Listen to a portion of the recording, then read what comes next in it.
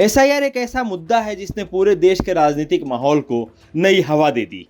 चुनाव आयोग के ऐलान के बाद सियासी आकाश पर कई तरह की बातें और दावे गूंजने लगे और आखिरकार विपक्षी दलों ने इसको लेकर गुहार देश की सर्वोच्च अदालत यानी सुप्रीम कोर्ट में लगाई। अब सुप्रीम कोर्ट में यह मामला है जिस पर बीते दिन अदालत ने सुनवाई की। सुप्रीम कोर्ट ने इस मामले पर अपना रुख बिल्कुल साफ कर दिया।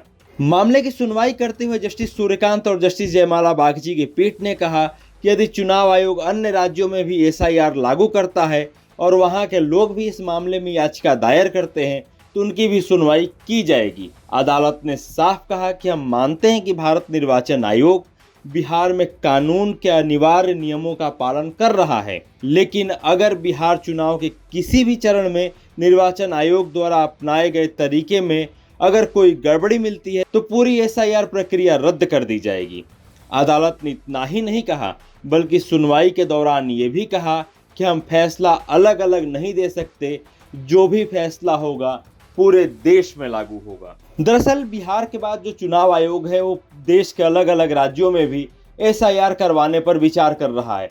खबरें ये आ रही हैं कि आने वाले समय में चाहे वो बंगाल हो या फिर देश के कई अन्य राज्य हैं जहां एसआईआर हो सकता है।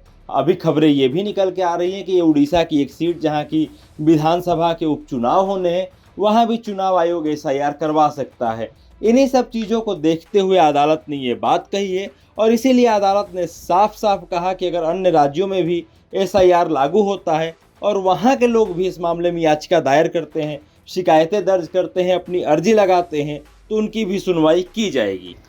बता दें कि कई राजनीतिक दलों के नेताओं के अलावा एडीआर यानी एसोसिएशन फॉर डेमोक्रेटिक राइट ने भी इस मामले में जनहित याचिका दायर की है।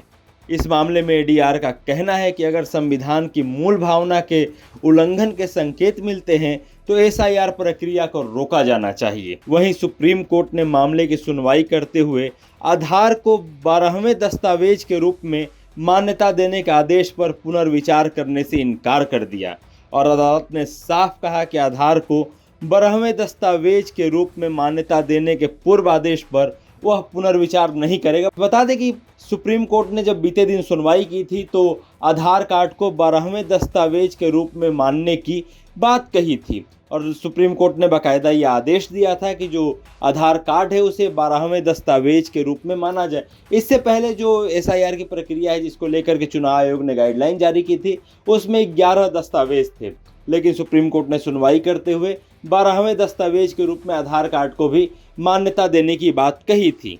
वहीं सुप्रीम कोर्ट में अब अगली इस मामले की सुनवाई 7 अक्टूबर को होगी।